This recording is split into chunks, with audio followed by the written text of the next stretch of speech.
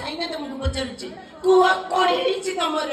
ଏ ସାଇନା ବେଗମ ସେଦିନ ମୁଁ ତମକୁ ନିଜ ଇଚ୍ଛାରେ ବିବାହ କରିଥିଲି। ଭାବିଥିଲି ସ୍ୱାର୍ଥପର ସମାଜରୁ ସବୁ ସମ୍ପର୍କ ତୁଟେଇ ଦେଇ ତମରି ହାତ ଧରି ବାଟ ଚାଲିବି। ହେଲେ ବିଧିର ବିଧାନ ଥିଲା ବଡ ବିଚିତ୍ର। ମୋ ସାନ ଭାଇକି ବଞ୍ଚେଇବା ପାଇଁ ତମେ ଅପରାଧୀ ନେଇଗଲ, ତମକୁ ସଜା ହେଇଗଲା। ଆଉ ସେଇ କଥା ଭାବି ଭାବି ମୋର ଗୋଟେ ଆକ୍ସିଡେଣ୍ଟ ହେଇଗଲା। ଆଉ ସେଇ ଆକ୍ସିଡେଣ୍ଟରେ ମୋର ଦିଟା ଯାକ ଆଖି ମୁଁ ହରେଇଗଲି। ଅନ୍ଧ ଲୋକଟା ସାରା ଜୀବନ ବାଟ ଚଳିବେ କେମିତି? ସାରା ଜୀବନ କିଏ ତାକୁ ସାହା ହବ, କିଏ ତାକୁ ହାତ ଧରି ବାଟ ଚଳେଇବ? 4 ବର୍ଷର ଅପେକ୍ଷା ମତେ ଯେମିତି 4 ଯୁଗ ଭଳି ଲାଗୁଛି। ମତେ ଯେମିତି ଲାଗୁଛି ନିଶ୍ୱାସ ଟା ବନ୍ଦ ହେଇଯିବ। ଏଇ ସାଇନା ତମ ବିନା ଜଗନ୍ନାଥ ମିଶ୍ର ବଞ୍ଚିବା